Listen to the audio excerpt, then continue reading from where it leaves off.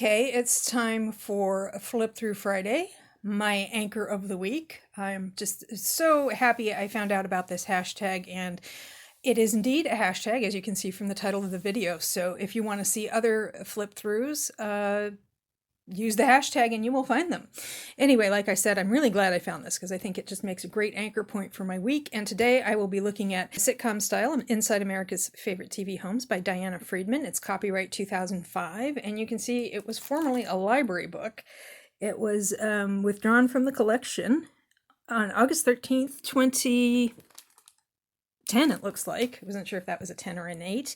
It was previously in the Mid-Continent Public Library, Buckner branch in Buckner, Missouri. So here we go. I believe that is the Friends apartment, but I'm not sure. It was published by Clarkson Potter Publishers of New York.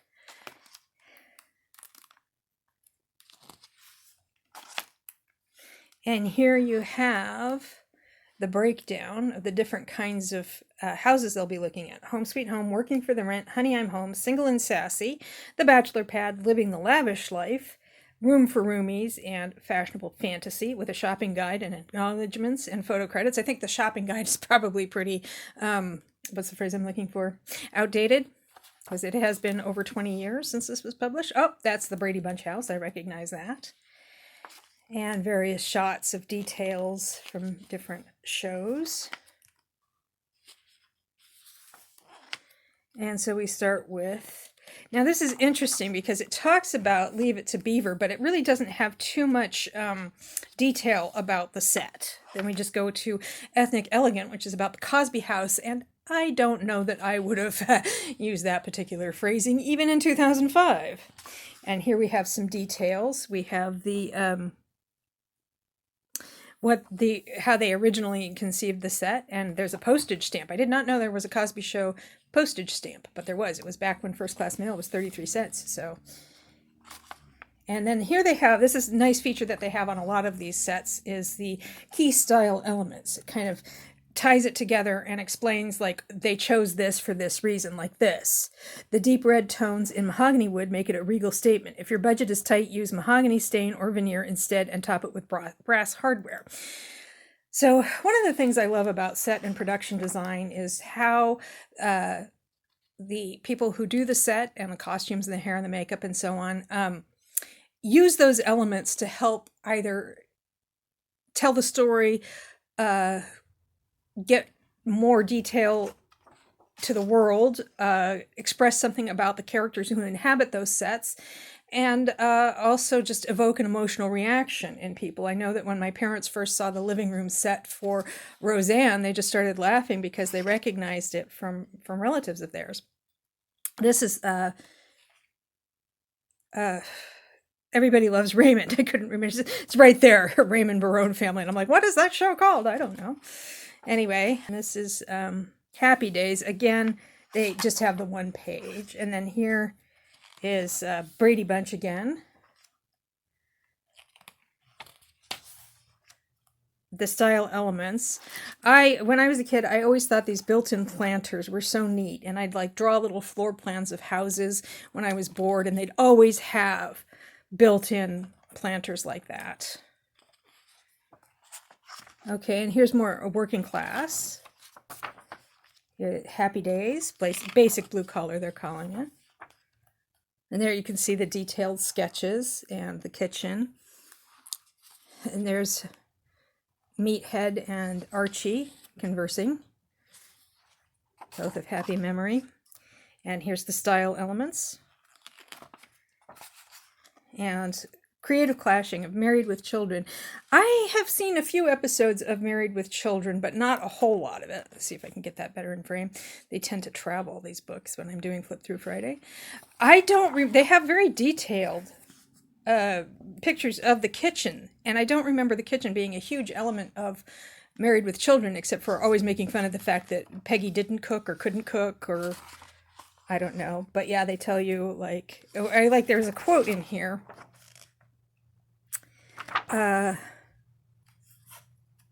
Hideous, awful, offensive. These may not be words one would expect a decorator to use when describing one of her most praised interiors.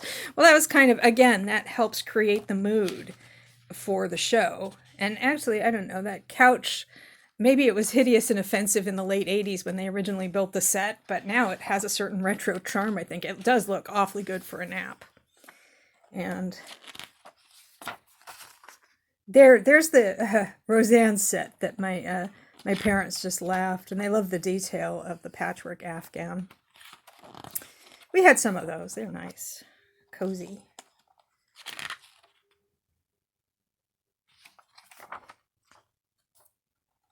What do they say about it? It's all about a colorful granny square Afghan when punching color, texture, and life into a bland, dated sofa. Yeah, it's just cozy, and nothing really matches, and I think that's really true to life. Okay, and here, Femme Frugale. This is One Day at a Time. This is the original One Day at a Time, of course, because this book was published in 2005 before the reboot with Rita Moreno. And, yeah.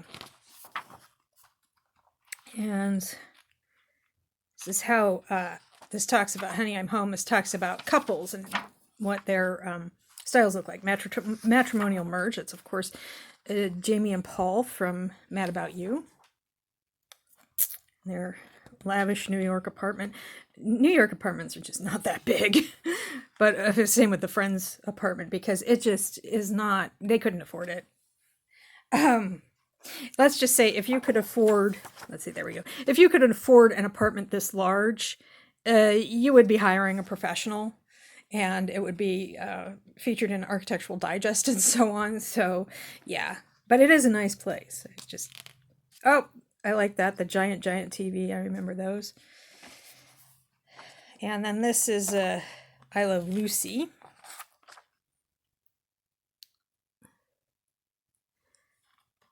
And here's the floor plan. Sometimes I'll include a floor plan if they can figure it out.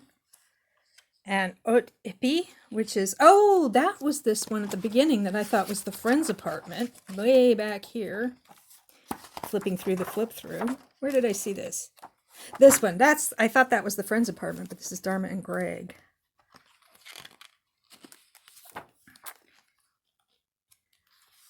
Very maximalist, very cheerful.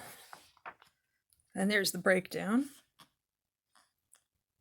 Hey, you can see where the set ends and the technical spaces begin. And Single and Sassy.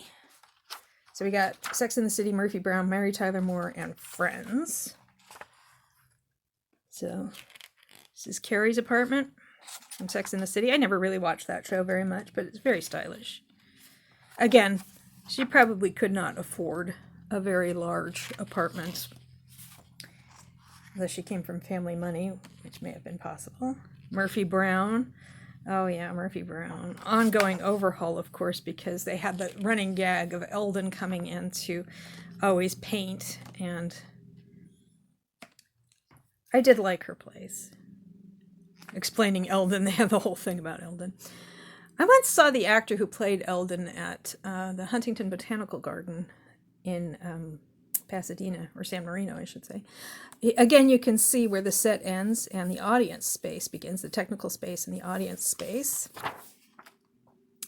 And then they tell you how that looks. And then Mary Tyler Moore show. This is all black and white, even though the show was in color. There's the, whatchamacallit, floor plan. Yeah, all these pictures are in black and white, and I don't get it, because the show is in color. They don't have, like, a detailed, like, how you get this style. It was very 70s, very trendy. And then Bohemian Eclectic for the Friends apartments. Again, they could not afford that place. But that's not what TV is about. It's about an emotional reality, not a literal reality. Key style elements. The one where we decorate the apartment. Okay. The Bachelor pad. So we have Fraser.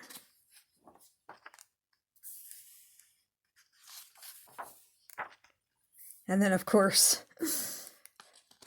the chair.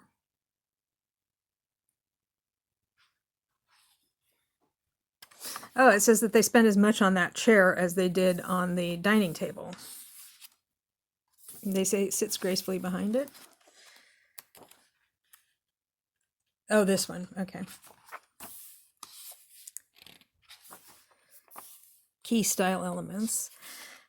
I think that one's actually pretty classic. It doesn't scream 90s to me in the way that maybe the Friends apartment does. I mean, I wouldn't say no to living in any of them. This is Seinfeld.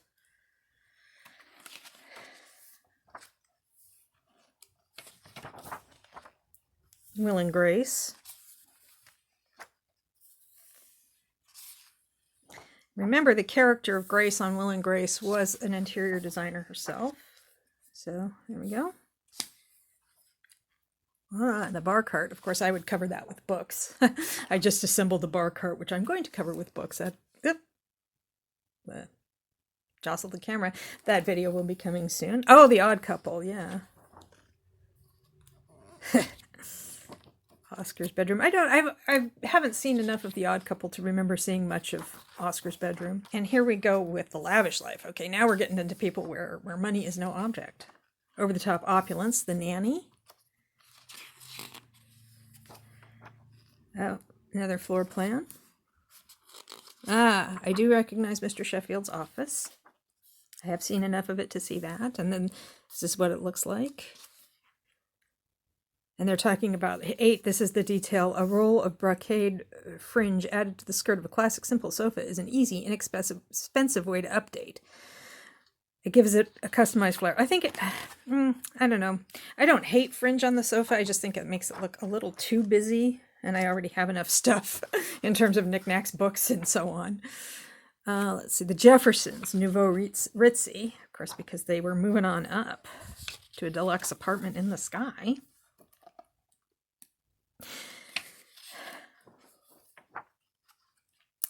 Speaking of crude luxury, speaking of nouveau riche, here's the Beverly Hillbillies. All black and white. Gloomy goth with the Addams family. Unfortunately, they don't have a whole lot of details of these, which is too bad because it seemed like they would be pretty interesting. Roommates. This is Third Rock from the Sun. Of course, they didn't understand much about the earth and our aesthetics here, so they just kind of did what they did. Oh yeah, I remember that. Three's Company. 3 is Company too. Oh my gosh, what do they say about that sofa? A busy pattern on a sofa works to conceal stains. Good thing in a co-ed apartment like this, wine gets tossed weekly. Well, I'm glad they specified that wine was the stain they were trying to hide. Ah, very 70s, those kinds of ad hoc indoor gardens. Laverne and Shirley. I love Shirley's dress. Laverne looks pretty good too. No details. Gilligan's Island. No details. Fashionable fantasy. I Dream of Jeannie. Yeah, I always used to want to live in Jeannie's bottle. Or at least have it as a retreat. Vampire Victorian from the Addams, Munsters rather. We already did the Addams Family. Again, these aren't as detailed as I would have liked. And then cartoon in the form of the Flintstones. The Jetsons, we at least have a floor plan here. And then the shopping guide. And that is that. So that was a little trip down memory lane if your memories are centered around watching these shows either as they originally aired or on Nick at Night or TV Land, which is kind of where I encountered most of these things.